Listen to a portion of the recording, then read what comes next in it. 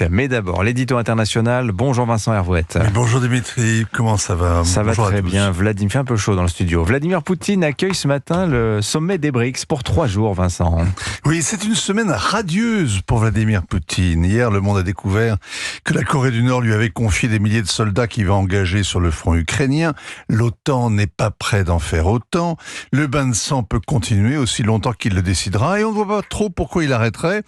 On le verra peut-être dans 15 jours si Donald Trump est réélu, ce qui serait une autre bonne nouvelle pour Vladimir Poutine. En attendant, le sommet des BRICS vient de prouver qu'il n'y a pas que le tyran nord-coréen comme allié ou le Donald comme partenaire. La moitié du monde débarque aujourd'hui sur les bords de la Volga, à Kazan, la porte de l'extrême-orient russe, des dirigeants qui gouvernent la moitié de la population de la planète, 46% précisément, c'est-à-dire 4 milliards d'habitants, des Asiatiques, des Arabes, des Africains, des Latinos. Ensemble, ils représentent 43% du pétrole, la moitié des minerais, le tiers du PIB mondial. Ce n'est pas la banlieue du monde, donc. Et pour Vladimir Poutine, les accueillir revient à tirer la langue aux Américains qui ignorent où se trouve Kazan et aux Européens auxquels ils tournent le dos. BRIC, on rappelle, c'est l'anagramme de Brésil, Russie, Chine, Inde. Bravo. Le terme a été inventé par un analyste de Goldman Sachs,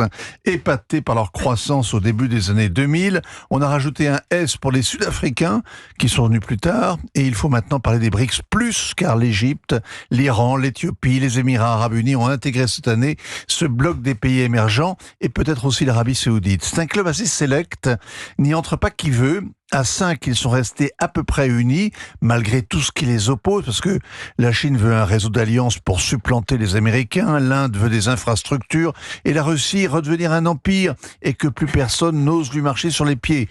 À 10, le défi sera beaucoup plus lourd, sera difficile de rester cohérent, et c'est pourquoi 23 pays restent à la porte du club, de la Turquie à l'Indonésie, du Nigeria au Vietnam.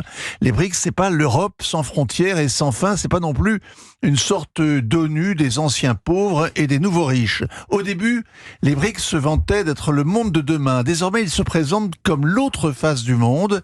Vladimir Poutine veut les enrôler dans sa croisade, qui conteste l'autorité de l'Occident, refuse les mises en demeure, proclamer le monde multipolaire pour le Kremlin, c'est dénoncer l'hégémonie américaine. Alors les Russes disent aussi que c'est l'événement diplomatique le plus important qu'ils aient jamais accueilli, bien que le pays soit soumis à 14 trains de sanctions et que la Cour pénale internationale, on le rappelle, a émis un mandat d'arrêt visant Vladimir Poutine. Ça gêne pas trop Xi Jinping, Narendra Modi ou Recep Tayyip Erdogan, lui aussi attendu à Kazan, ni même Antonio Guterres, le secrétaire général de l'ONU qui va assister aux 2 jours de travaux. Concrètement, qu'est-ce qu'il faut en attendre? Moscou voudrait lancer de nouvelles institutions financières en plus de leur banque de développement pour contourner le dollar et les sanctions, ne pas être seulement un anti-G7, être aussi un anti-FMI, une plateforme d'échange monétaire, une bourse agricole. Les autres hésitent. Ils veulent bien défier l'Amérique, mais sans susciter sa colère. Ils ont peur des sanctions.